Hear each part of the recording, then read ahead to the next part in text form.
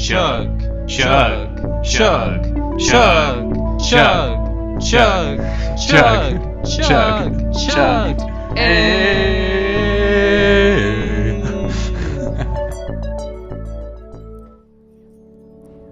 Hello everyone and welcome back to the Wizard Staff Podcast. I'm your host Blake.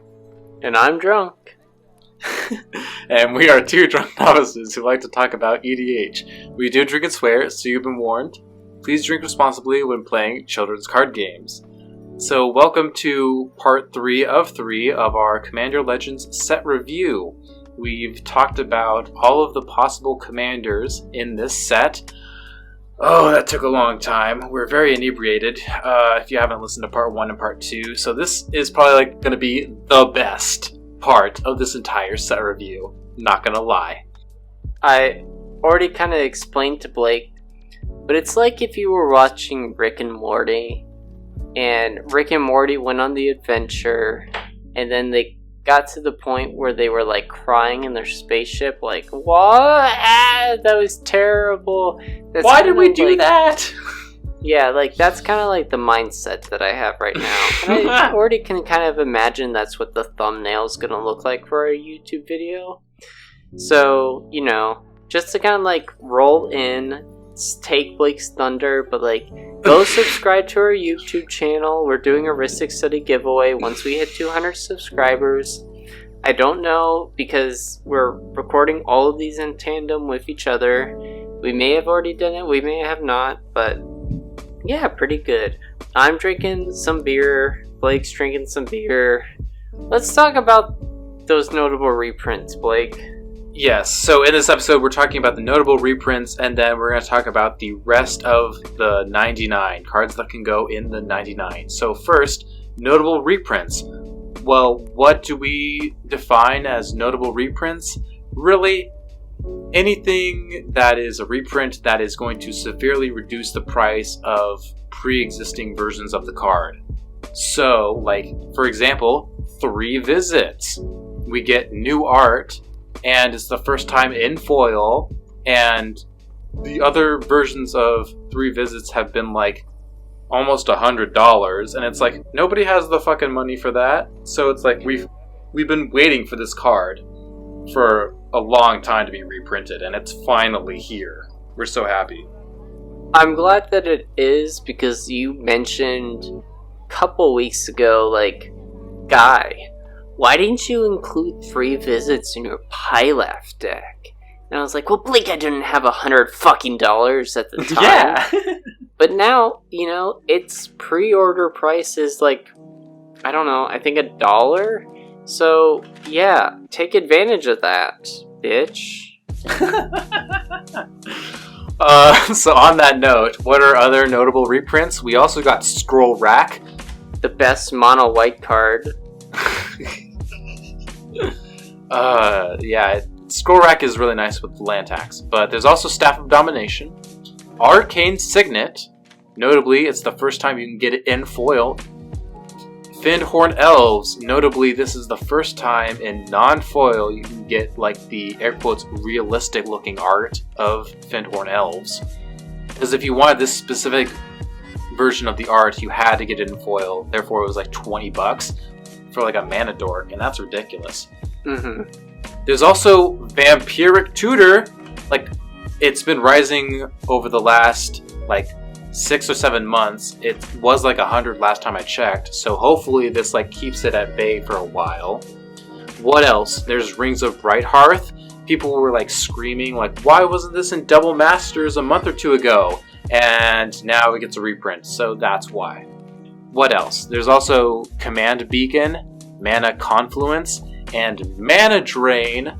Dude, I remember when Mana Drain was reprinted, it went down in price. I bought it, and then since then, it has climbed back up to its original price, basically, of like almost $200 or something. So, any of the cards that I just mentioned within the last few minutes, I would highly, highly recommend either buying them, because they're going to be at their lowest that they've been in for months or even years, or just if your playgroup is proxy friendly, just proxy them up instead. Save a bunch of your money. Commander is getting kind of ridiculous with how much it costs. Anyway, there are also other reprints, notably the 15 original partner cards like Thrasios and Tymna and Bile Smasher, etc. They're all getting a reprint, which is nice because I think Thrasios was almost like $50 and Tymna was almost like $50, so that's really nice. All of the partner commanders were getting up in price because they were only available in foil and they've only been printed once. I remember buying Thrasios and Kaidel just because I was like, yeah, I mean, partner's kind of cool, and I think the combination of those two was only like $15 at a time for both of them, and now it's like significantly more. And then I forgot about it, and now that's worth over $50. But the thing to note about the original partner cards being reprinted is they're only being reprinted in the foil etched version.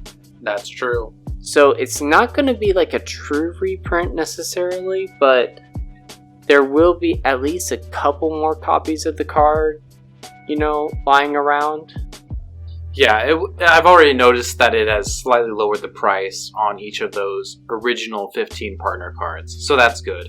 Also to note, there are other reprints that are getting etched foils, and those include Ramos Dragon Engine, Xenagos, Prosh, Queen Marchesa, Rakdos Lord of Riots, Nekusar, Maelstrom Wanderer, Zur, Brago, Najila, Karametra, Derevi, Yuriko, Muldrotha, Zedru, and Curator. All commanders that, you know, they're a couple bucks at the very least, so I'm glad to see that they're also getting reprints. Yeah, they're all pretty popular and kind of hard to print in sets that are outside of kind of like the commander sphere almost. So this is really the best time for them to kind of be reprinted. So yeah, unless if they were going to, I guess, reprint them in like a secret layer, because WotC likes money, but whatever. Alright, let's just start talking about the different 99. We're going to go through the cycles, the three most prominent cycles of the set. So the first cycle is called the Will Cycle, and all of these are at rare, and they're a cycle of cards that give you 2 modes. But if you control a commander, doesn't have to be your own, then you can choose both modes. And I like this because after years and years and years and years of these really bad cycles of cards that care about your commanders, we get 2 pretty good cycles of cards that care about your commander in the same year. So this cycle and the cycle from earlier this year have definitely felt better, because at least 4 or 5 of the cycle from earlier this year, at least 4 of 5 of those were pretty good. And I would say actually the same kind of is true for here, where 4, maybe even like 5 out of 5 of them are, you know, at least playable. So we got our first one, which is Kamahal's Will. And so each one is also kind of like the will of the mythic partner commander that we got from our part 1 review, which you should go listen to because we were sober then and kind of knew what we were talking about. Oh my god. Alright, so it's 3 and a green for an instant. Choose one. If you control your commander as you cast a spell, you may choose both. So that's kind of the thing for each of them. So the first mode is until end of turn, any number of target lands you control become 1/1 elemental creatures with vigilance, indestructible, and haste. They're still lands. And the other mode is choose target creature you don't control, so each creature you control deals damage equal to its power to that creature. So I kind of broke this up. If you could only choose one, which one would you pick? And then thoughts on having both at the same time. And so if you can only choose one, most of the time for this one, I think I would choose the second mode, which is choose target creature you don't control. Each creature you control deals damage equal to its power to that target creature. Just because it's kind of like a massive kill spell in a way. But if you have both at the same time, it's kind of like an overkill on the kill spell mode. But you also have a ton of creatures that can go in to attack. So it's not too bad if you're getting both of these modes off at the same time. I don't know, I feel like you're more excited about this cycle than I am. Like, it's alright. I think I'm only really excited about the red one, so I'll let you talk about the next one. I mean, yeah, the red one is the one that I'm personally most excited about too, but like, I try to do my best with each one of these. So you got Saws. Yeah, I've just been saying Zat. I don't know. Sazat. Sat. Alright, Sat's Will. Instant, 4 black, choose one. If you control a commander, you know. Alright, so first mode, each opponent sacrifices a creature they control with the greatest power. Second mode, exile all cards from an opponent's graveyard, then create X01 black thrall creature tokens, where X is the greatest power among creatures exiled this way. So if you could choose one, it was kind of tough. I think it would just be pretty situational since the sacrifice effect may be great in a pinch to get rid of big threats that are attacking you. And it is at instant speed, which is great. The second mode over the first one, you would likely use as blockers or for sack effects to either drain your opponent or gain mana. So you could use like those thralls for like Ashnod's Altar or Phyrexian Altar. But if you could use both at the same time, it takes away the largest threat from each opponent, which is nice, since they only get to choose if they have 2 higher powered creatures. And then the tokens are a great additional bonus, especially since you are probably using them for the same reason that I previously just mentioned. And I don't know what I just said because... Yeah, honestly, if my opponent is ever holding up like 5 mana, like, to cast this, I'm not worried. Okay. So, next is Jessica's Will. A good one. And I feel the best one. And I feel like since you don't care about these will cards, I'm gonna probably end up reading all of them. Yeah. So this is 2 in a red sorcery. First mode, add red for each card in target opponent's hand. Second mode, exile the top 3 cards of your library. You may play them this turn. So if you could choose one, it's really, really tough. Because both are A+ in my books, at least, for selfish reasons. I would likely be picking the first one for the ritual effect. And I even think that this is going to probably replace Mana Geyser in my Perforos deck. Just because the ability to recast it and likely always be able to net mana for a lower mana cost is really important. But thoughts on the same, both at the same time, is like if you could just get both of these off at the same time, like I don't know why you can't just be winning the game at that point. Mm-hmm. You can just use the best card in the format now at this point, Underworld Breach, to just go through your deck like a madman, gain mana, go through your whole deck. You can play those cards. I don't know why you can't win with this kind of like 2-card combo at that point. Like, I don't know. You must be doing something wrong. Hey, guy. What? Do you remember that, like, new legendary creature Kobold that only costs 0 to cast? Yeah, I do. Yeah, so you just, like, cast this for 0. Like, cast this spell for, like, 3 mana. You get to choose both. And, like, you just probably make, like, 7 mana. And, like, just exile the top 3 and play them this turn. That seems good. Yeah. I mean, that seems pretty good to me, man. That's why I like this one. I mean, not just because of that commander. Oh, yeah. There are other commanders that can take advantage of this, but I like this one the most. Yeah. I mean, I do have to say that this is probably the best of the cycle already. I'll read the next two. Sakashima's Will, which is 3 and a blue, sorcery. Choose one. If you control a commander as you cast a spell, you may choose both. You already know. Alright, so target opponent, so not yourself, chooses a creature they control, and you gain control of it. Choose a creature you control. Each other creature you control becomes a copy of that creature until end of turn. So I believe you can stack these in the way that, like, let's say your opponent just happens to give you, like, some really good creature. You can then choose the creature that you then control that your opponent just gave you to make each other creature that card. I don't know. It's okay because I don't think the clause of each other creature you control becomes a copy of that creature until end of turn. You would rather have it always just be a continuous clone of that card rather than it only lasts for a turn. I don't know, it's kind of like mid-tier for me. I think it's better than the black one, and it is better than the green one, but I think the red and the white one are probably the best too.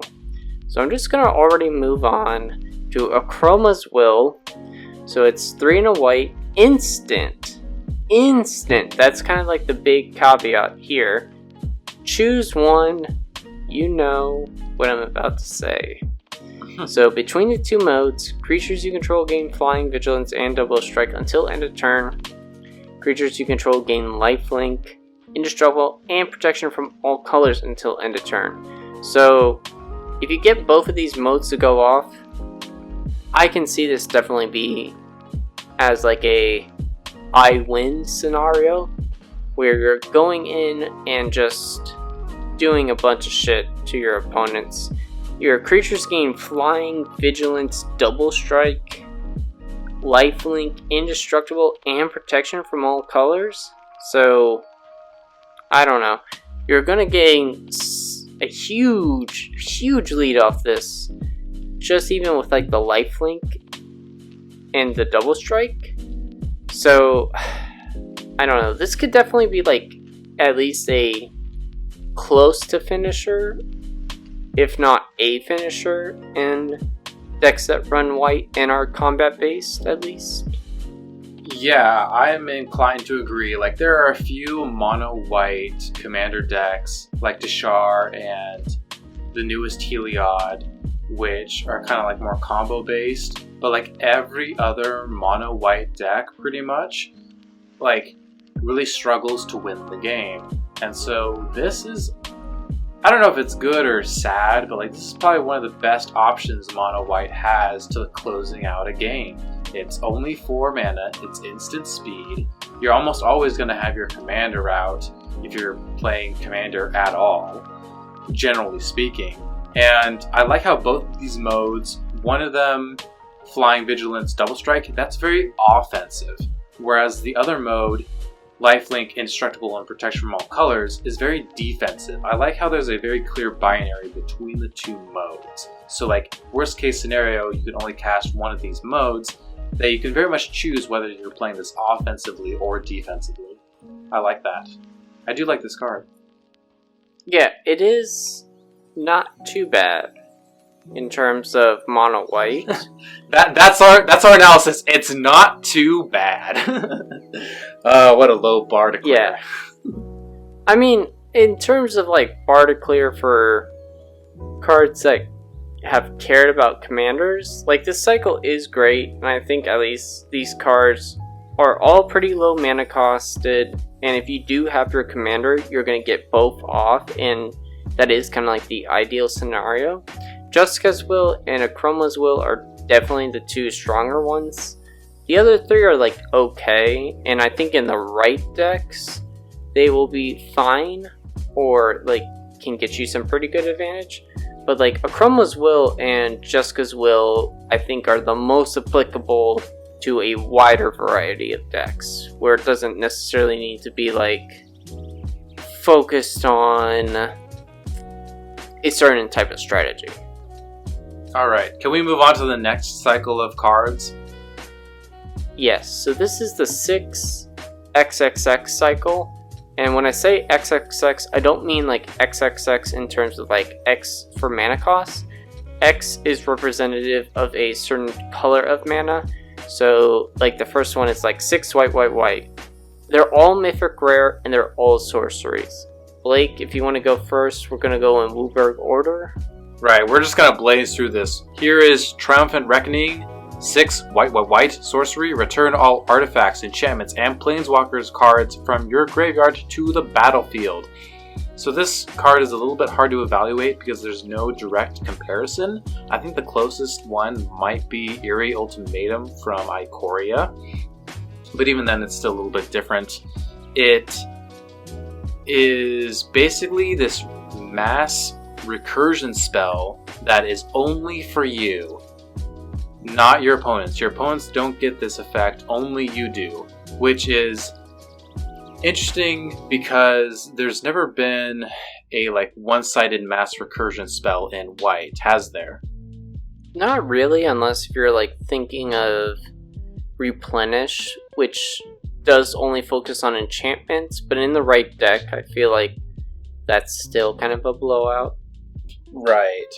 Yeah, that's like the next closest thing I could compare it to is Replenish, but like Replenish is only in like enchantment focused decks, whereas this does enchantments and artifacts and planeswalkers. This is something that's new, that's never really been done before, and I approve. Like it. Keep in mind, it is 9 mana, but hey, it's a like somewhat nice symmetrical effect, so it's fine.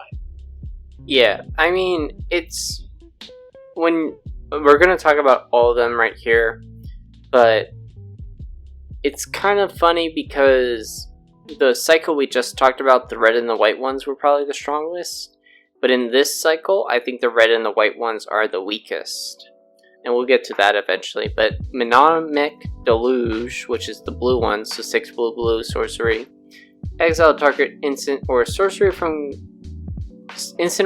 card from a graveyard. Copy that card 3 times. You may cast the copies without paying their mana cost, and then you exile this card.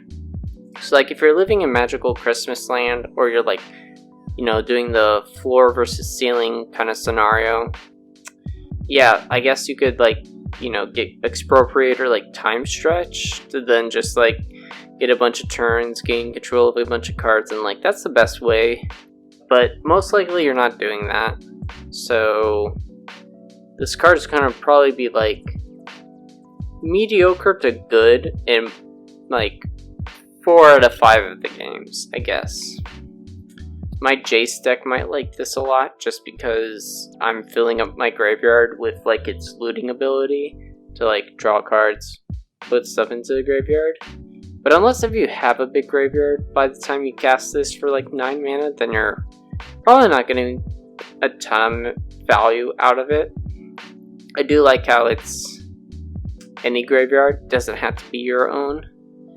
And it is also, I mean, cute to note that like Storm decks might care about the fact that you're like casting this card 3 times, or casting the card that you get from the graveyard. So you're getting 9 mana to essentially cast a card 4 times for the Storm trigger. And then whatever you cast with like Storm, that's 5. So like Brain Furies is like gonna have a heyday, but I don't know. I don't think it's like... I think this is also still in like the middle tier of the ones. I think the black and the green ones are the 2 better ones that we're gonna talk about.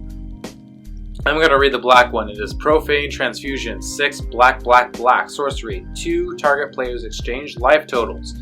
You create an XX colorless horror artifact creature token where X is the difference between those creatures' total life totals. So there's only really one commander deck that I know that really truly wants to be switching life totals, and that is Selenia Dark Angel. Because you just activate Selenia as many times as you want. You go down to like 0 life or whatever, and there's or 2 or whatever you want, a really low life total, okay? And then you cast some sort of spell that switches life totals, like this one. So in that specific deck, I think this sees play in every other deck. I don't really see this being played. I think the only other one would be Crick casual decks, because you're going to be draining yourself for a lot really quickly, especially if you're just trying to like gain advantage off of Crick using cards with black pips to like pay instead of Phyrexian, so you get to a really low life total, and then you can use this to essentially put yourself back up to like a higher life total that you would be at the beginning. And then you also have like a big creature, but like Crick really also doesn't care about that much. So this is like kind of cute in those kind of decks, but it's nothing crazy strong in my opinion. I mean, it might be more important in like some Rakdos decks, like especially like the Rakdos deck where he cares about like your life lost, and then you like create a bunch of like colorless mana, so you then can play like the Eldrazi's, and then you have like 2 Eldrazi's since maybe like you lost 20 life, or like there's like a 20 life loss from your opponent, so you can play 2 really big Eldrazi's, and then you also have like a 20/20 like horror artifact creature token, so you get like 3 big creatures for like 9 mana. So I mean, it's not the strongest one. I guess in the right decks this could be strong. I don't think any of these cards that we so far have talked about are like game breaking, but yeah, this one's probably second strongest in my opinion. This red one is like okay, it's probably like the mid tier for me. Soulfire Eruption, 6 red, sorcery, choose any number of target creatures, planeswalkers, and or players. For each of them, exile the top card of your library, then Soulfire Eruption deals damage to the target equal to the converted mana cost of that card. You may play the exiled cards until the end of your next turn. So I kind of like this because it's very explosion in mono red. It certainly is what could be like a game finisher for me, but I probably wouldn't include it personally. I do like how you can choose up to any number of permanents that are applicable, so like if your opponent has a ton of creatures, then you can exile as many creatures as you need to, and then just like continuously deal damage. But it's kind of like a up in the air, like you're not dealing a ton of damage to like one opponent or one creature necessarily. You're probably just doing like 2 or 3 damage to like a bunch of people, and that doesn't seem like the grand finale finisher that red could probably get for like 9 mana. So it's like okay. Yeah, I think I'd just rather run a lot of those red spells that are like X and a red, like deal X damage to whatever sort of spells at this point. I don't know, I'm just not really impressed with this card. I do like how it is still card advantage, same to Jessica's Will, where you can play those exile cards. But if you're paying 9 red mana at this point, you're probably not going to have much more mana to like play, unless if like it's really late game. But it's not. Yeah, this one's like just this one's like middle of these cards for me. So let's talk about the best one. Yeah, I don't care about hardly any of these. So like Reshape the Earth, it is 6 green, sorcery. Search your library for up to 10 land cards. Put them into the battlefield tapped, then shuffle your library. Important to note, this says 10 land cards, not 10 basics, any land. So that's why I'm like somewhat interested in this card. Yeah, I mean landfall decks want this for sure. Even though Maybe. the mana cost is steep, I mean, well, okay, like why wouldn't you want this in a landfall deck? Like any landfall trigger is going to get this like 10 times, and you probably have like 5 or 6 landfall cards on the field that have like triggers going off. So you're going to get like 50 triggers off of this thing for like 9 mana. Seems pretty good. Even though the mana cost is steep, you aren't running this as a card to ramp. So definitely note that when you are playing this card. It is more of a finisher to like just gain advantage of putting the extra lands onto the field. I'm already gonna like work it into like my Pilaf deck, you know, make that as strong as possible, baby. I've seen a lot of people talk about how like Maze. Yeah, your version for sure. Goddamn. People have been saying like Maze's End is the one way we're gonna get, you know, this card to like super be broken, just because it has the ability to then tap and find a gate card to then, you know, win you the game. But you do have to wait a full turn cycle for that to get off. So if you do know that your opponent's gonna run Reshape the Earth to like do this Maze's End combo, just, you know, run targeted land removal. You know, it's not really breaking the quote-unquote constructs of Commander, because you're not destroying all their lands, you're just destroying one. But yeah, I do think that this is the strongest of this cycle, for sure. I probably agree. I do think, like what you said earlier, the Maze's End is probably the most interesting thing you can honestly do with this card. I know people didn't care about Maze's End until Golos, and even then you can do a bunch of other things with Golos. But maybe now that this card's been printed, that version of Golos will be kind of revived. Who knows? I don't really know. I'm gonna advise that we move on to the Monarch Enchantment cycle, the last cycle that we're going to talk about, and then we're going to get into the nitty-gritty individual cards, yeah? Yep, sounds good. So these are all enchantments. They're all court of something, and when they all enter the battlefield, you become the Monarch, and at the beginning of your upkeep, they do something, but if you're the Monarch, they do like an added bonus, really. So that's kind of like the gist of all of them. Right, and I'm not going to read each of these individually because I'm kind of done talking about cycles. I'm just going to give you the Cliff Notes version. The white one, it makes a 1/1 white spirit creature token with flying on your upkeep. If you're the Monarch, it's a 4/4 instead. The blue one, it mills your opponent's 2 cards on upkeep. If you have a Monarch, it's 10 instead. The black one, each opponent loses 3 life unless they discard a card. If you're the Monarch, instead each opponent loses 6 life and discards 2. The green one, you may play a land card from your hand onto the battlefield. If you're the Monarch, instead you may put a creature or land from your hand onto the battlefield. And then the red one is, it deals 2 damage to any target, and if you're the Monarch, it deals 7 damage to any player or permanent instead. So, my thoughts on this cycle as the self-proclaimed enchantment slut. Honestly, I only really care about that green one, where it's pretty much cheating into play an additional land or creature if you're the Monarch. Because you're in green, you're playing a bunch of creatures, you're probably having a bunch of big fatties, you can probably protect the Monarch, make sure you're not being dealt combat damage, make sure you're held onto that crown. So it's kind of sad, because it's like, the green one's the best, but like, a lot of people have been talking about how the white version of this cycle is like kind of funnily like some of the best like mono white card draw there is, unless you're again in those very specific EDH like mono white decks. So it's just like fucking rip right, like rip white. Am I right? No, I totally agree. Like, green is by far the best one out of this cycle, because even if you're not the Monarch, you're putting an extra land into play. And, I don't know, playing 2 lands a turn is pretty good. So, this is the one that's probably going to be taking the most advantage of that.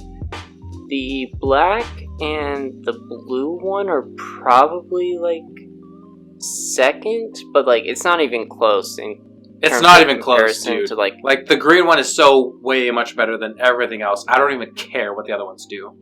Yeah, I mean, I agree. Like, if you want to like rank them in terms of like how good they are, green for sure, then maybe black, and then maybe blue. But like the buffer between the green and the black one is like, who even cares? It's just like so far.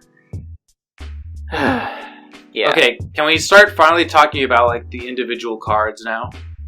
Yeah. Okay.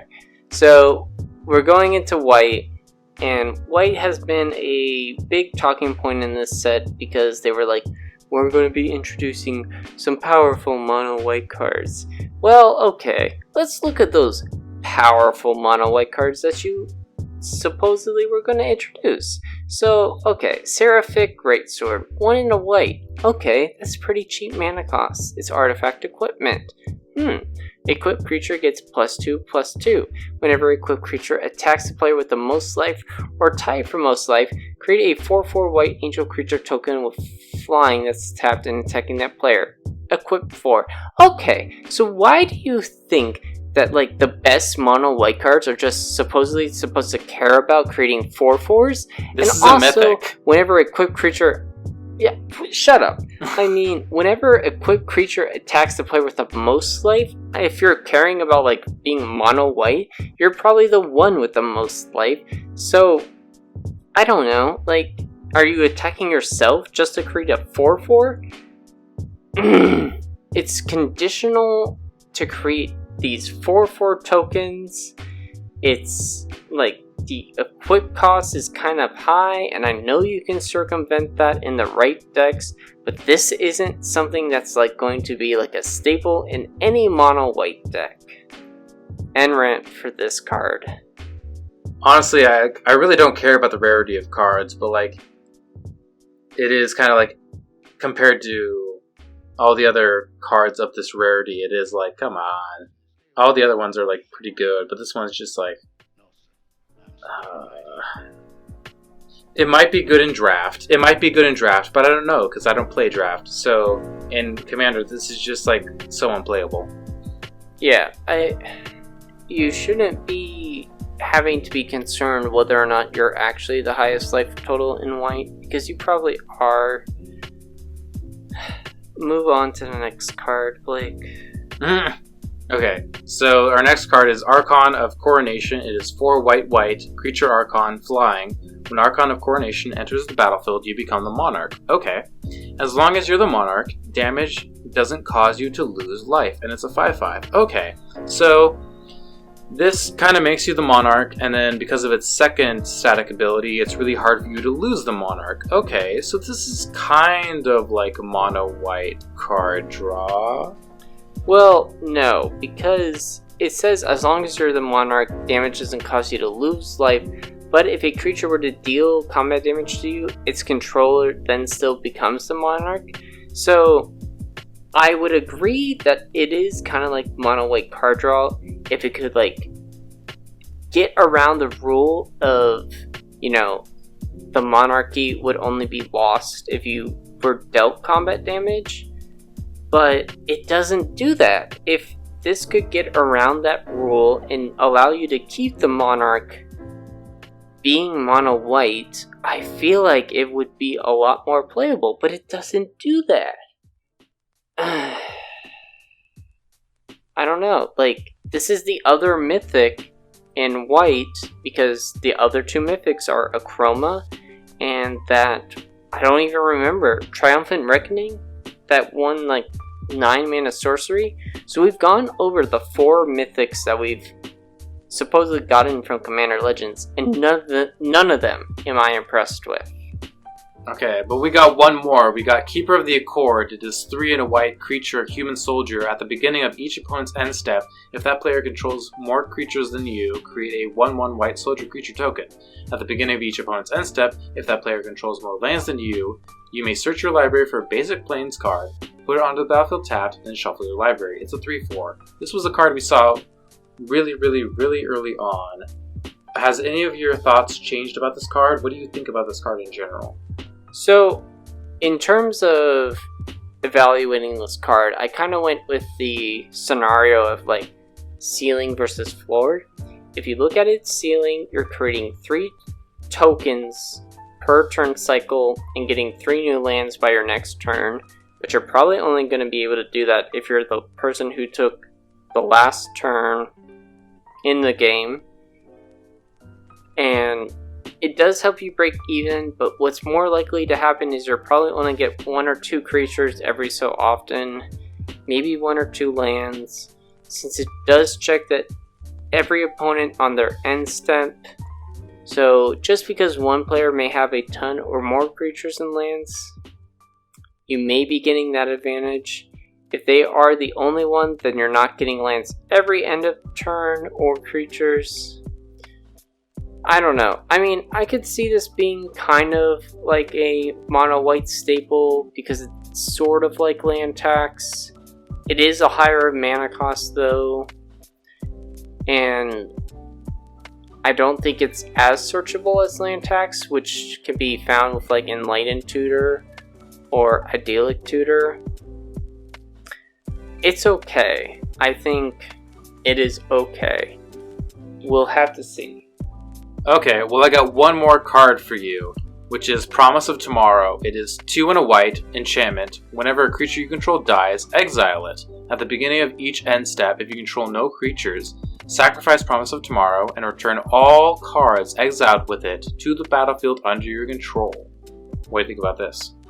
This is also decent because it can be useful late game, kind of. What's also nice is it doesn't necessarily have to be creatures that are exiled from Promise of Tomorrow, it's just creatures that are exiled. So if you do just like happen to plan to like exile a bunch of creatures, you can then return them later with this.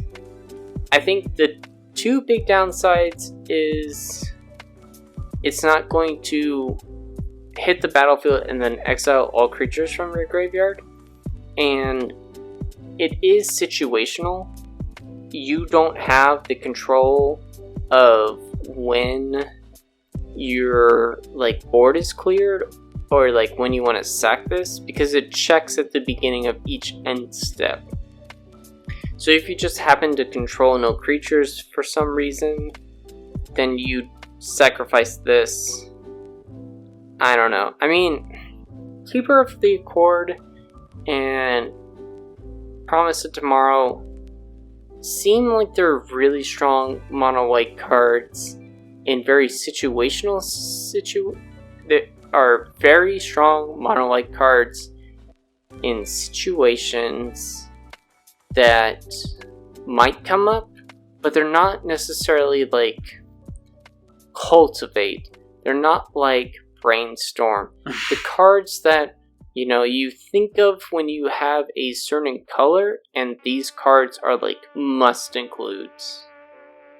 Yeah, which is kind of saying something considering they're doing something that the mono white hasn't been able to do before, and arguably are better versions. I don't know. They're kind of hard to evaluate. Like, if you're playing Promise of Tomorrow, you should definitely be playing like Wrath of God and Day of Judgment, where you are almost like you plan to be in control of Promise of Tomorrow when it will trigger.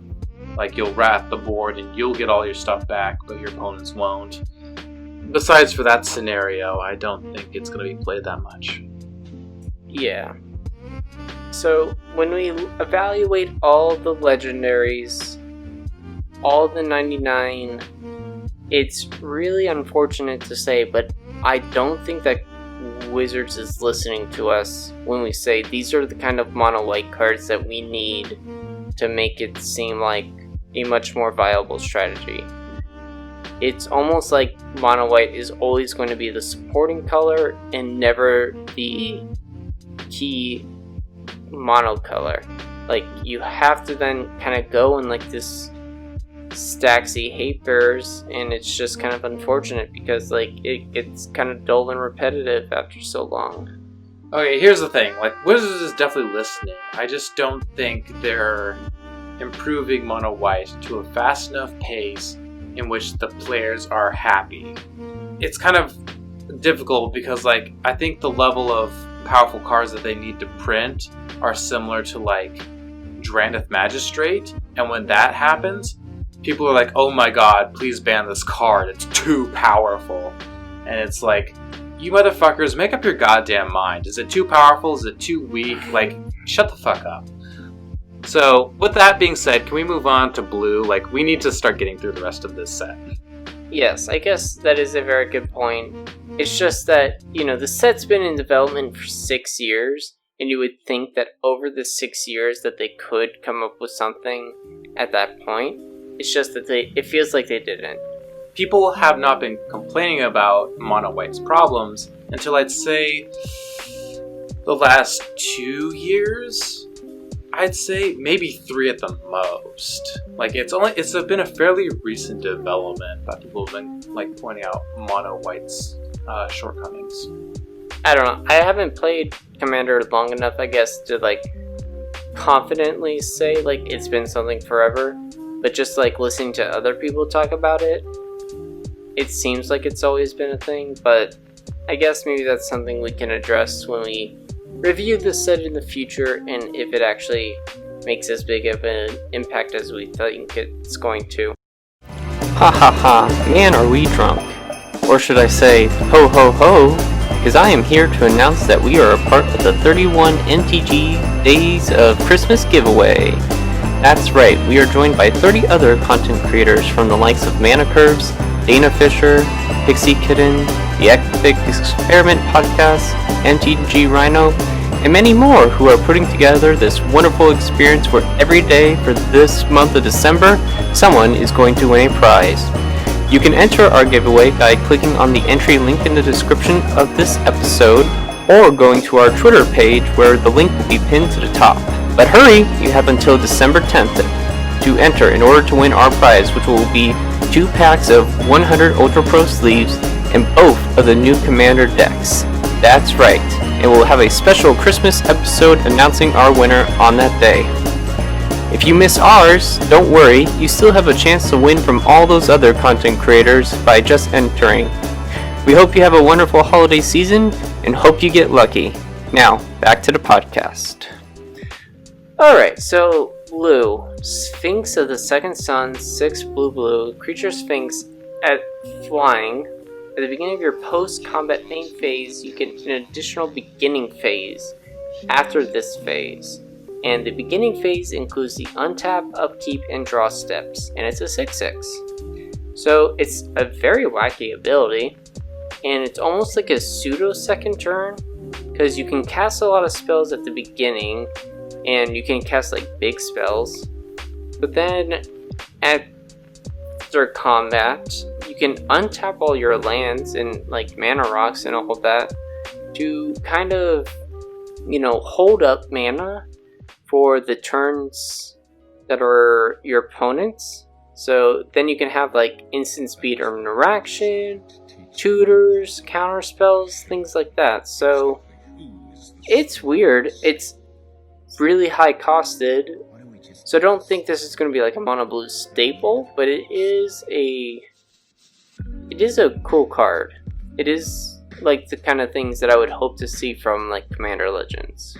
Right, it's like an ability we've never seen on any other card before. And I just want to clarify to anyone, this card is not giving you an additional turn.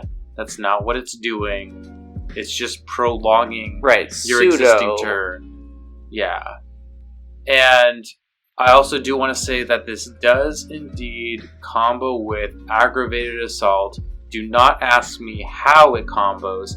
I do not have the time to explain it. It is very complicated, and I'd like to move on to the next card.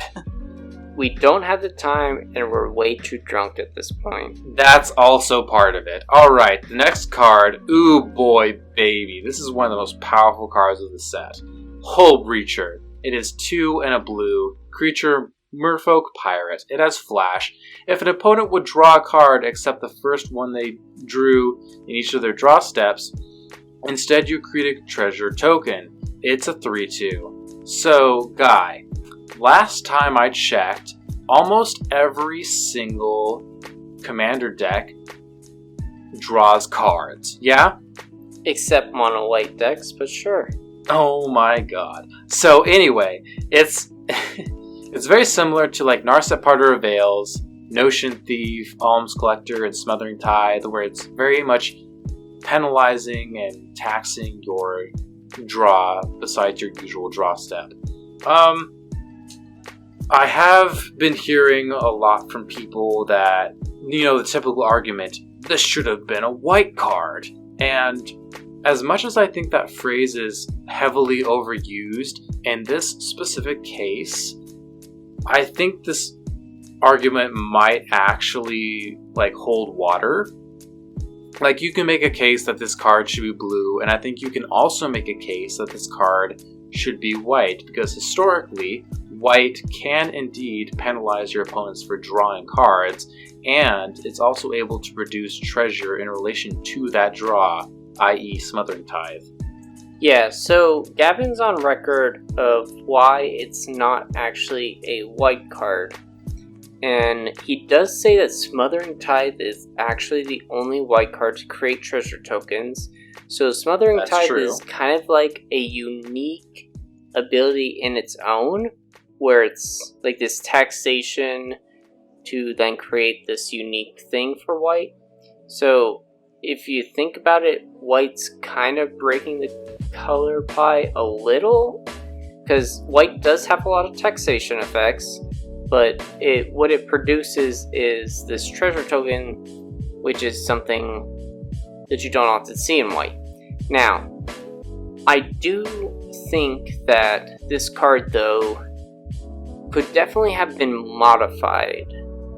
Like, I don't know why you had to create another blue card like this to, just give more power to blue. Like, if this was your intent of, like, trying to, like, penalize massive card draw, that is something that, like, white kind of does. And if you're like, well, okay, we're trying to make something that, like, creates treasure tokens, but, like, I don't know, why didn't you just, like, shift it around a little bit so it's not something that does that, but is actually, like, beneficial to white? Like, I don't know, like, you could have modified this card just a little bit to, like, help it out. This is what's, like, really frustrating. To be fair, this is very much like the blue portion of Notion Thief, and certain mono blue cards have been known to create treasures, so it's kind of a toss-up. You, like I said earlier, you can make the case that this is mono blue. You can also make the case that this is mono white. I think if there's any card within the last year or two in which this should have been a white card, like, I feel like this maybe is one. It's maybe with some tweaks, and I think that's what I'm trying to say.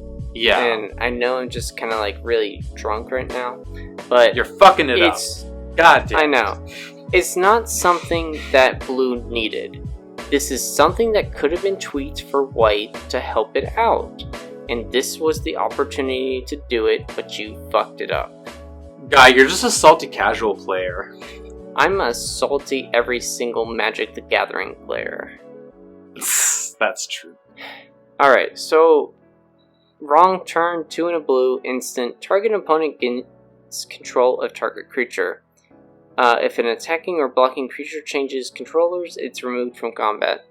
I just wanted to include this card because I think it's very political, and I think it's kind of cute to, like, mono blue at least, where, if something's attacking you that you don't want to attack it, it's kind of like a remove this from combat, give it to another opponent, and then kind of incentivize them to say, like, hey, I'm gonna give you this Blightsteel Colossus, or, like, some big creature.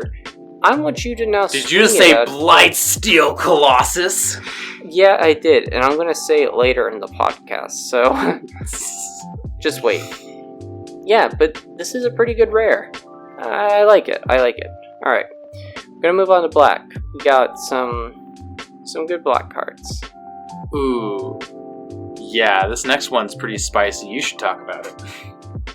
Alright, Opposition Agent, 2 and a black creature, human rogue, has flash. You control your opponents while they're searching their libraries. So it's a little situational.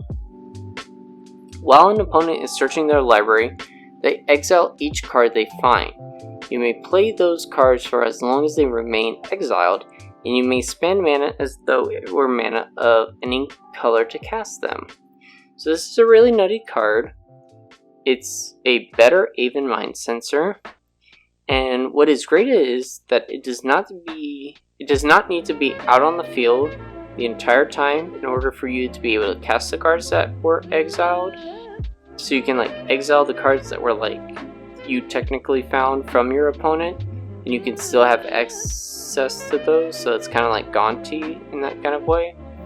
So the best kind of cards to like find if you have the choice would be like cards like Fierce Guardianship or Force of Will, protection pieces that could help you just like counter spells that then target your like opposition agent.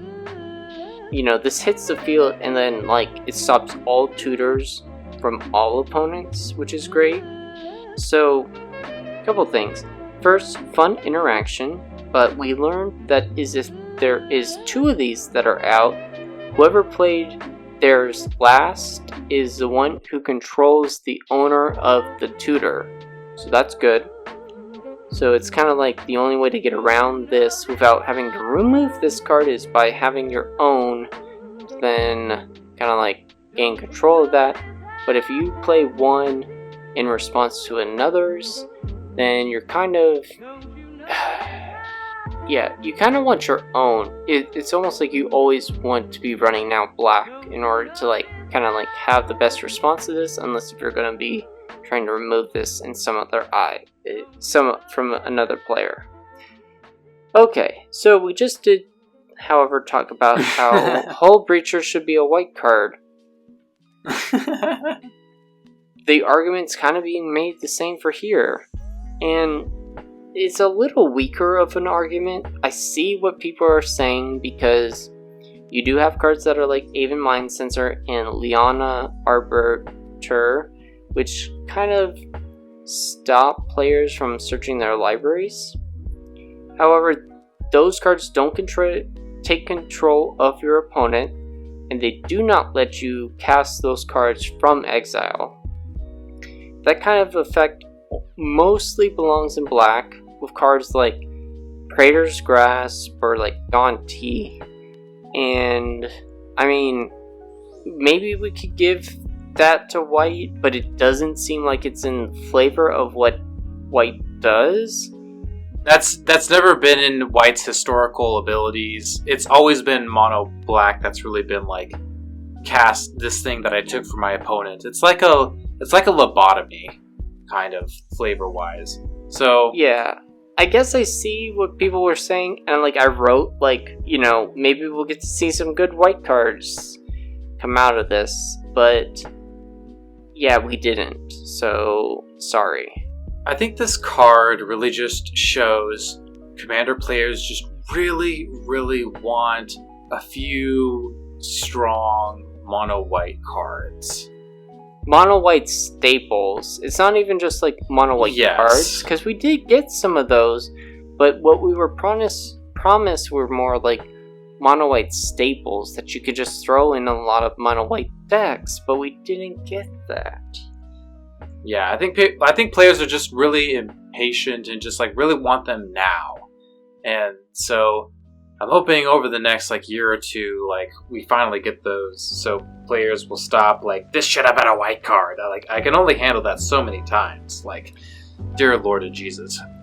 But like, I'm gonna again just I just have to like reiterate this, but like a bullet point on their presentation for like Commander Legends was like, we're going to introduce powerful mono white cards, but they didn't do that, Blake. Like, I mean, this okay, was the point where they said. Here's the thing, they kind of did, but it's just like mono white is so weak, nobody even like batted an eye. I mean, I guess, but like, I don't know. Let's who's the next black card? Alright, with that, we're gonna move on to the next card, which is Rakshasa Debaser. It is 4 black creature cat demon. Whenever Rakshasa Debaser attacks, put target creature card from defending player's graveyard onto the battlefield under your control. It has Encore, 6 black, and it's a 6/6. So, on surface level, this is really cool in the sense that, you know, it attacks and it essentially steals a creature from your opponent's graveyard and puts it onto your battlefield. So that's something that doesn't really happen that often, and it's repeatable because it's every single attack trigger. But I really bring this card up because it's been brought to my attention by Shivam, who is on the Commander Advisory Group, one of the members who advises the Commander Rules Committee, that apparently Rakshasa are part of Hindu mythology, and I had no fucking clue, because Rakshasa in Hindu mythology have no fucking relation to like cat demons whatsoever, and I can kind of understand why like he and other people are kind of like annoyed by the fact that like this real world religious related mythology is contorted into something completely unrelated into this card game, and I can kind of understand why they're mad about it. And yeah, I just kind of wanted to bring that up. I mean, it's a good card because I guess if you're casting it for like the Encore cost, you're getting 3 creatures from it. But yeah, it is unfortunate that it's kind of cultural appropriation in that way. I just hope that WotC, I guess, learns to do better. And we talked about how they were supposedly hiring a diversity manager or like team lead. So maybe we'll see. Maybe things like this won't happen, but fingers crossed. The last block card we have is Plague Reaver, 2 black, creature beast. At the beginning of your end step, sacrifice each other creature you control. Discard 2 cards, sacrifice Plague Reaver, choose target opponent, return Plague Reaver to the battlefield under that player's control at the beginning of their next end step. And it's a 6/5. This was just kind of fun. It's a card that I threw like last minute into the notes because it's kind of like a hot potato kind of situation where you're like always trying to get rid of this card before it's your end step, so you don't have to like sacrifice all your creatures and then you're giving it to an opponent. And it just kind of like encourages this, whoever has the most cards, you're probably wanting to give it to that person so that they're not trying to get like a huge advantage of like cards in their hand. So it's okay. Yeah, it's really cool design. It's definitely not the most powerful card, but I can definitely see it in some casual pods just like really making some impactful plays, and just like at the end of the night they're like, oh, remember when they cast that Plague Reaver? Yeah, that was totally sweet. Oh yeah, man, that was awesome. Yeah. Kind of shit like that. Alright, time to move into the best color. So we're gonna move into red. The best color. Yeah! Alright, we have Port Razor. It is 3 red, creature, orc, pirate. Whenever Port Razor deals combat damage to a player, untap each creature you control. After this combat phase, there's an additional combat phase. And then there's also an additional line of text that says, Port Razor can't attack a player. It has already attacked this turn. It's a 4/4. I just want to say that the reason that there's that last line of text is because you don't want it to be like a 1-card combo with itself and just attack infinitely. Yeah, unlike another card we're going to talk about, but this allows you to take extra combat steps, and I think this will be good in like the Pirate Tribal deck, where like Zara Renegade Recruiter is one of those, because it's like blue and red, and then, you know, you can use this to like deal combat damage to several opponents, maybe get to take a couple creatures. That's like Magical Christmas Land. Maybe you're probably only gonna take 1. It's not bad. I don't think it'll see play in every additional combat phase deck like that, but it'll definitely see play in, I think, tribal pirate decks. I don't see why not. Yeah, at the very least you can play this in Pirate Tribal. Yeah, I totally agree. Yeah, okay. So we're gonna move on to Wheel of Misfortune, which sounds a lot like a card that's pretty important. Wheel of Fortune. Ooh, baby! This is 2 and a red, pretty much the same thing. Sorcery. So each player secretly chooses a number 0 or greater. Then all players reveal those numbers simultaneously and determine the highest and lowest numbers revealed this way. Wheel of Misfortune deals damage equal to the highest number to each player who chose that number. Each player who didn't choose the lowest number discards their hand and draws 7 cards. So this actually might be my new favorite card from the set. It's so good. It's a little hard to understand, and I'm just going to break down 3 scenarios that are likely to happen. So you pick the highest number, and you tie for the highest number. So that means you take the amount of damage that you said and you wheel. So you never want to pick a number higher than your life total. Scenario 2, you pick one of the numbers in the middle, so you just get to wheel. And if you pick the lowest number, nothing happens. So you don't want to be like that. So you kind of want to make sure that you're gambling just a little, enough where you can at least get the advantage of wheeling. It does reward for being a little more of the gambler, and probably don't want to go like crazy big, since you're not trying to like kill yourself. You have to really evaluate what everyone else's life totals are in order to like pick the best number. But I can definitely see this being a card to replace Wheel of Fortune in the decks that are like trying to be more, what's the word, budget, because Wheel of Fortune's, at this point like $150. Yeah, easily.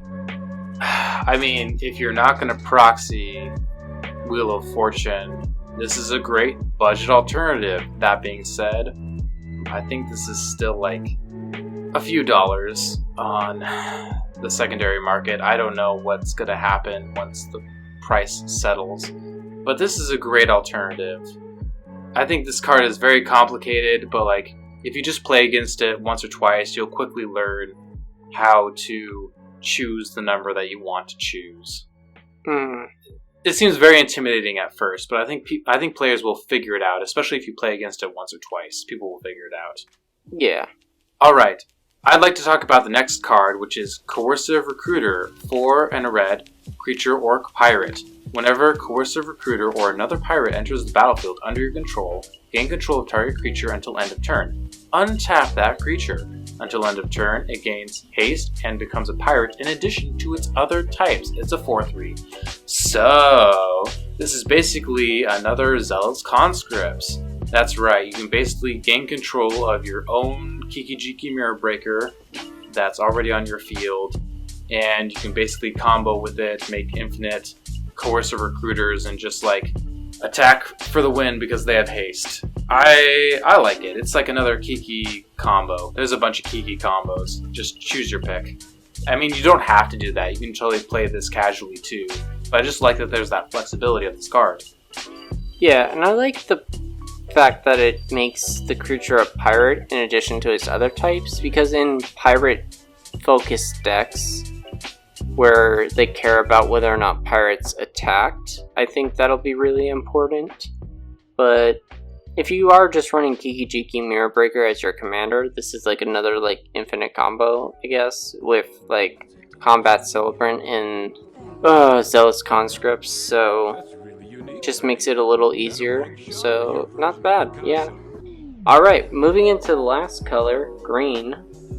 We got Magus of the Order, which is 2 green, creature, human, wizard.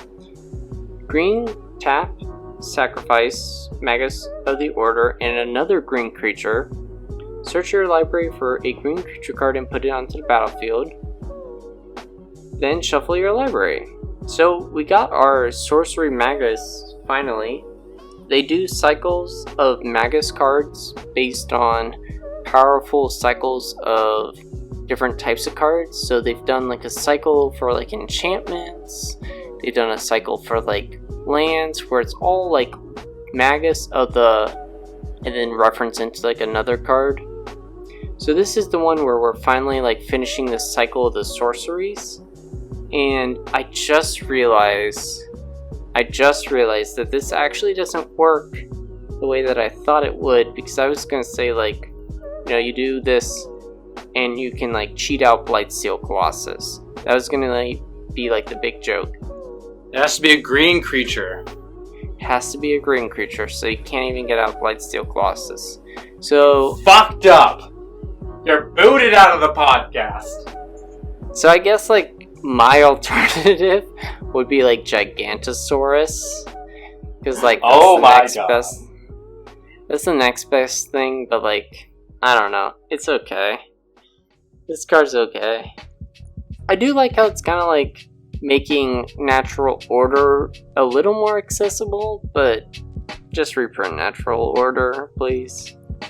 Alright, so the next card we have is Apex Devastator. 8 green. It is a creature, Chimera hybrid. Cascade. 10/10. This is just like the most ridiculous fucking card I've ever seen, and it's fucking awesome. Yeah, it has big dick Temmie energy, and that's great. My friend Jesse was talking about how he might include this in like his Joda deck, because you cast Apex Devastator for like 5 mana because of Joda, and then you get 4 Cascades to go off, and you're probably cheating 4 other cards with like 9 CMC or less. And I mean, most likely you're going to be winning that game at that point, like if you hit like Omniscience and Enter the Infinite. I know Cascade doesn't work with the X ability, so if you do happen to hit like a Hydra, the Hydra comes in with like X counters, or like whatever X would be equal to. So it doesn't seem like it works the best in Hydra decks, which is weird.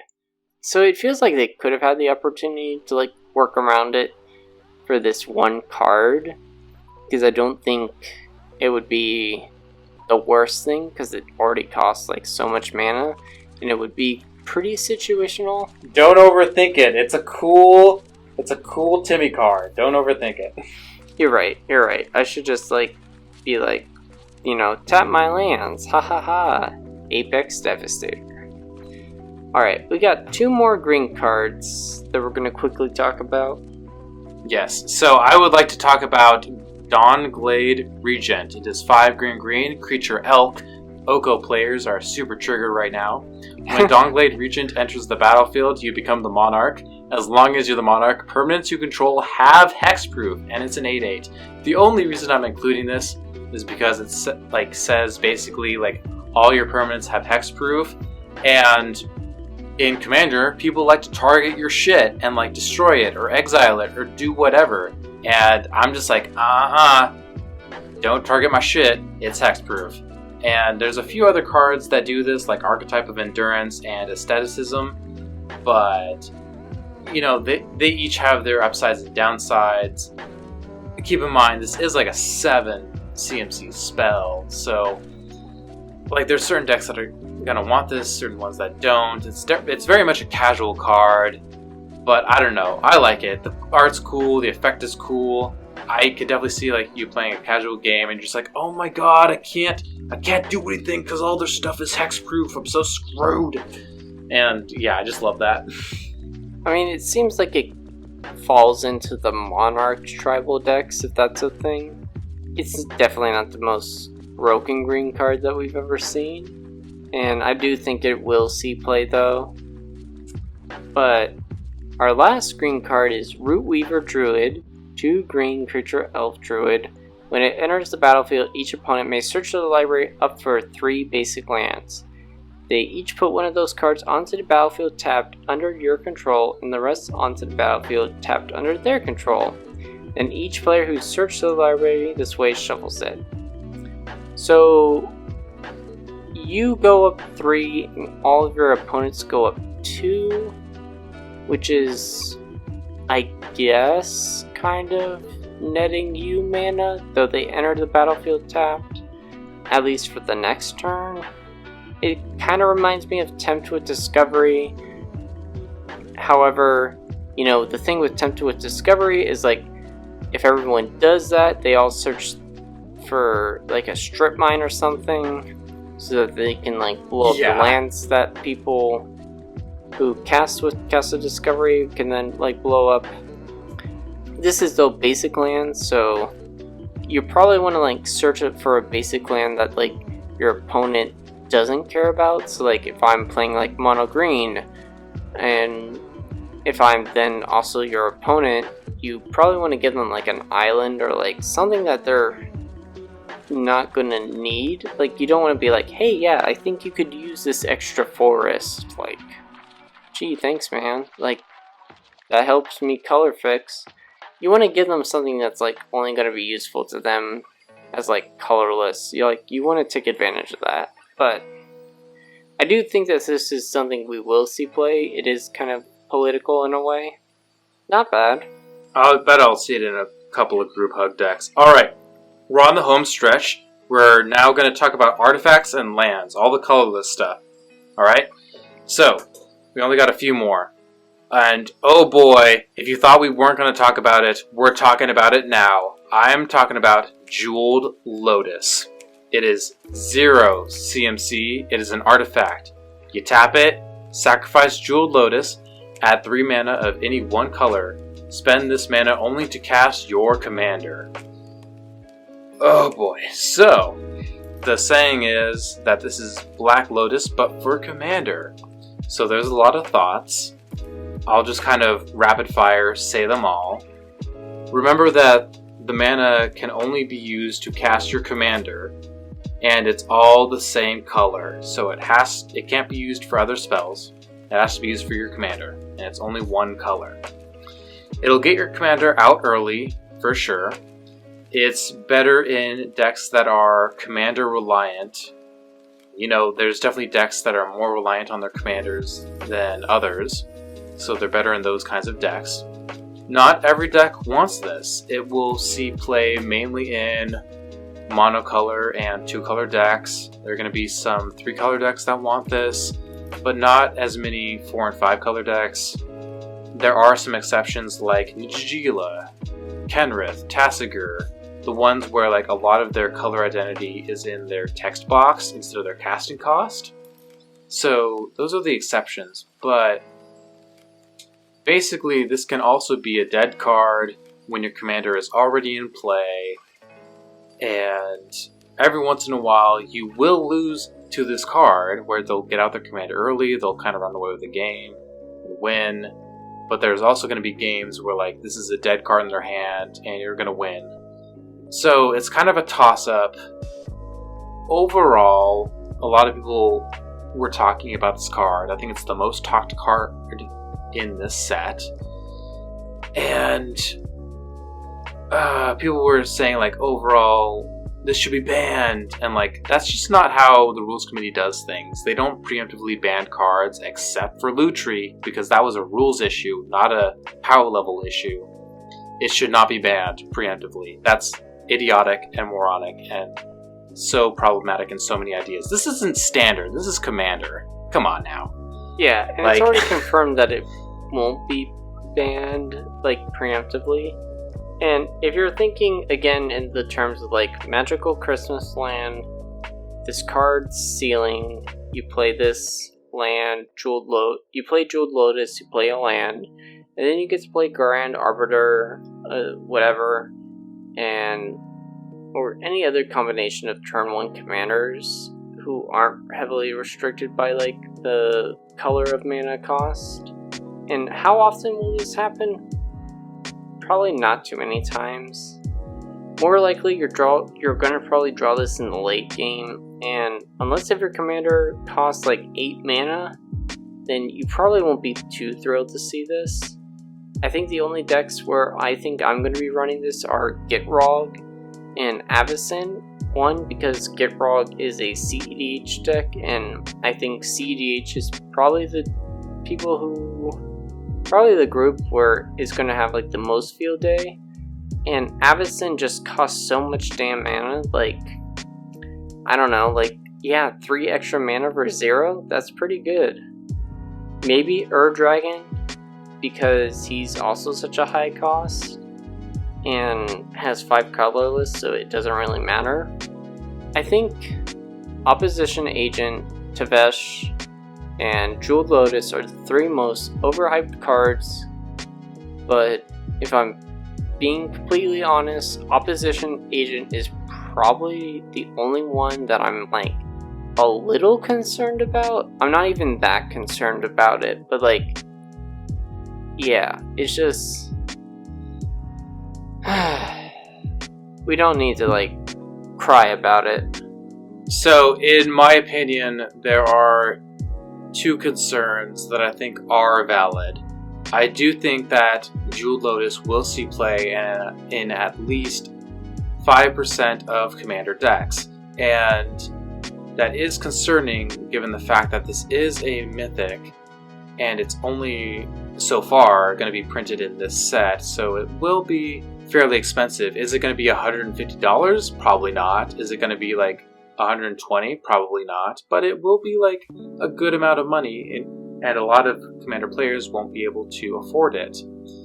So aside from the affordability issue, I think there's also the issue of homogenization. Like I said, I think there's going to be at least 5% of all EDH decks will play this.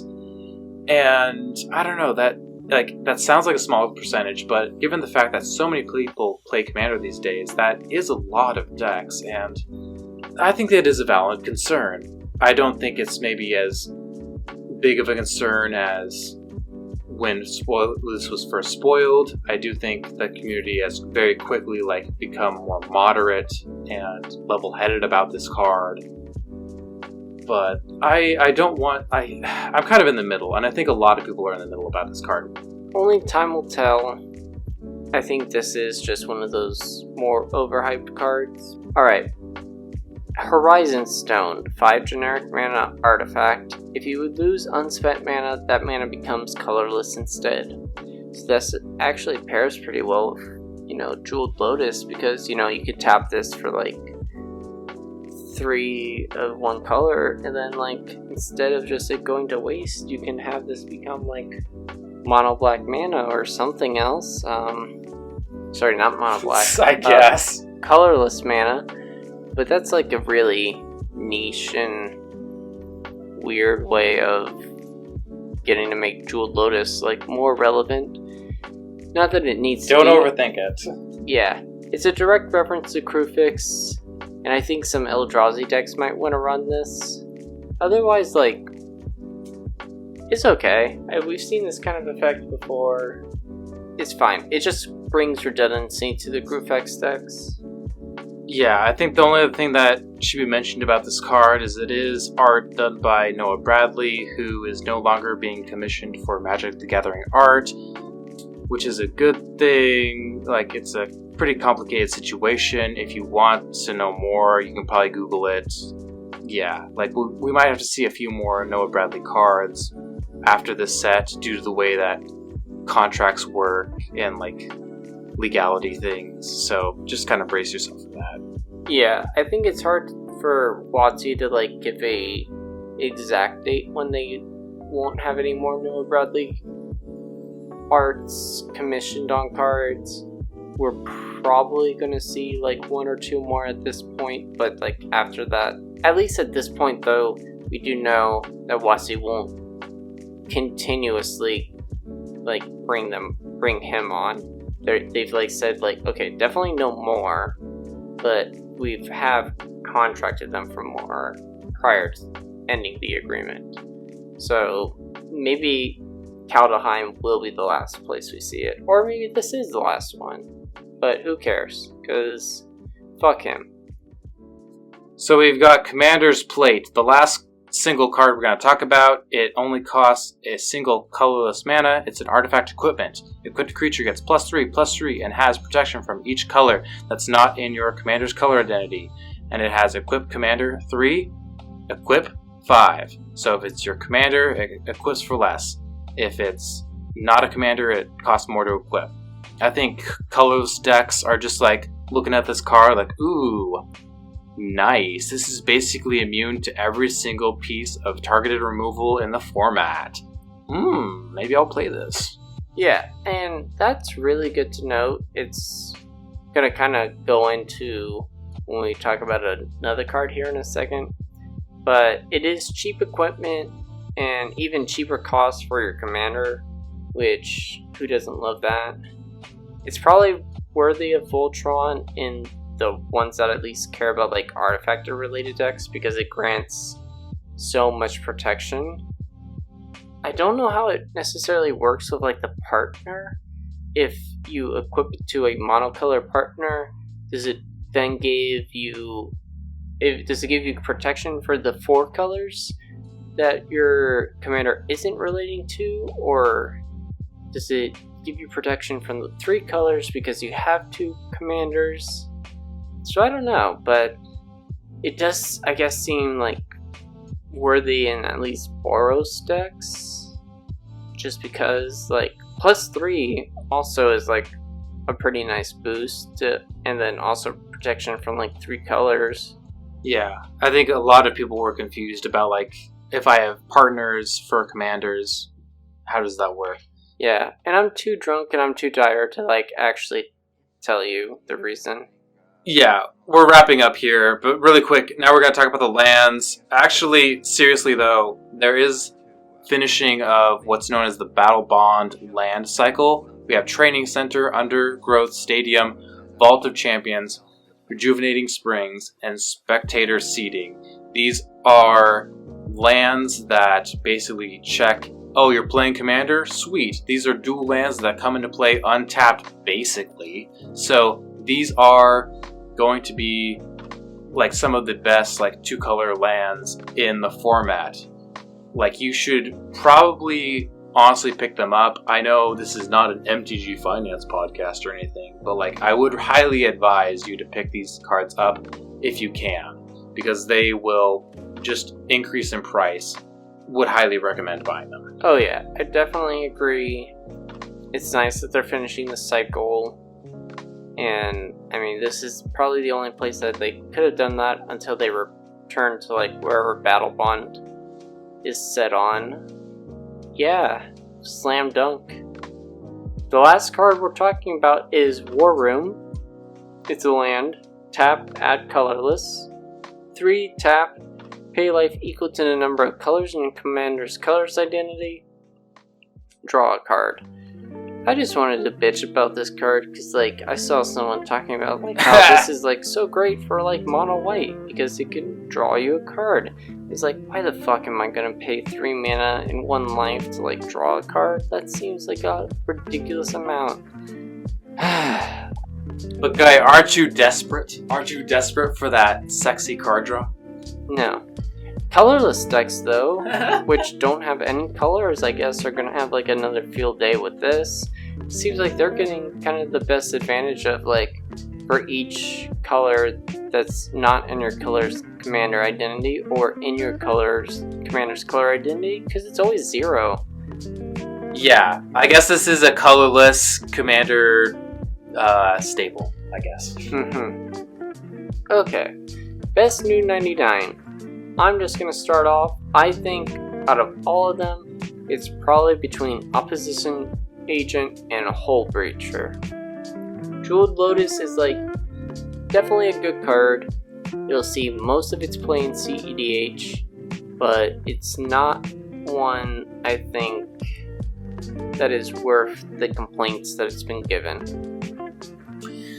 I mean, I think people have complained a lot about Jeweled Lotus, but I feel like a small part of it is justified. I do feel like it will go in a large number of decks. Not every deck, okay, but like, it will go in a large number of decks. So for me, I'm going to say Jeweled Lotus. Okay, I mean, we can agree to disagree. Any final thoughts? Yeah, so there's 2 main questions that I'd really like to ask. The first one I'm going to ask is, did WotC deliver on its promise about white cards? No. Sorry. Did WotC deliver on mono white cards? No. Yeah, did mono white cards. WotC deliver on white cards? Sure. They gave us some powerful white cards, I guess, and I guess if you want to be technical about it, that is what they were going to say. But we are looking for mono white staples, cards like Cultivate and Kodama's Reach that can be slotted in. And I know that kind of like homogenizes the format or whatever, but like, it gets really difficult to just not have the same kind of support that's like essential to gameplay, whether it's like drawing life or like mana advantage.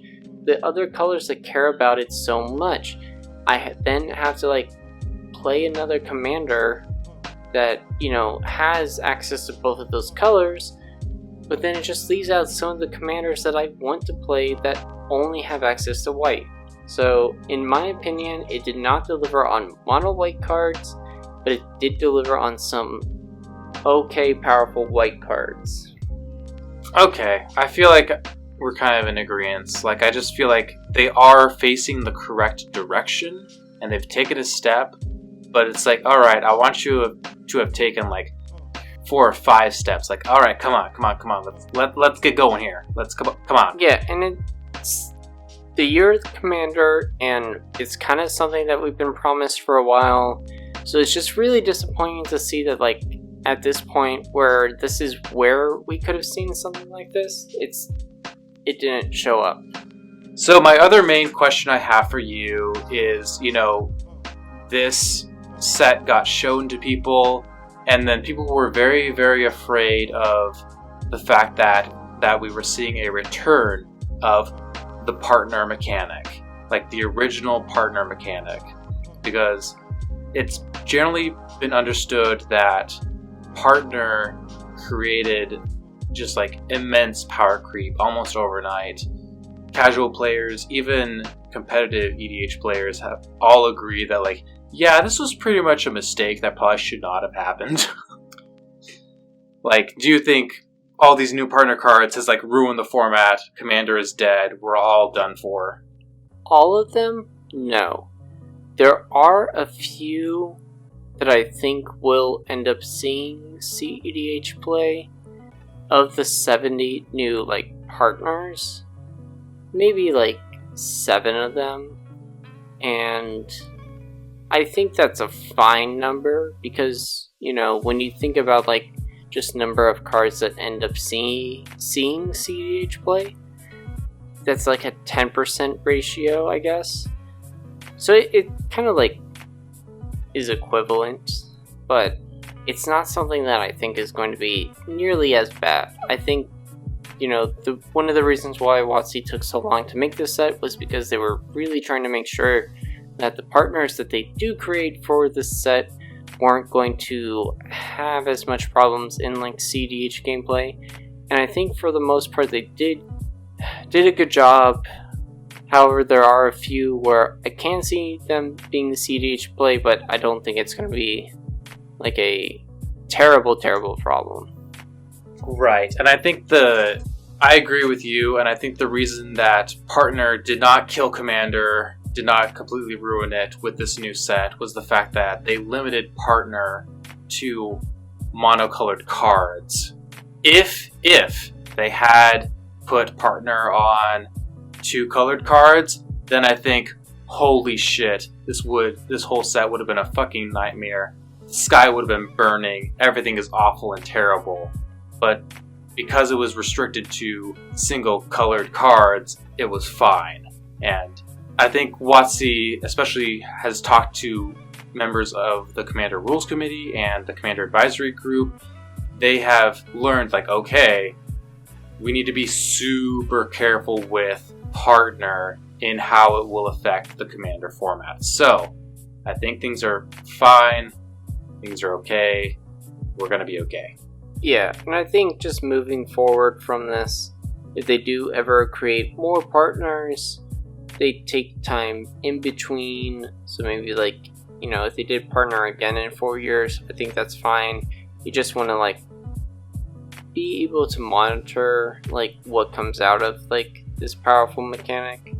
Yeah, I do think limiting it to the monocolor is probably the key to, like, helping keep it in check.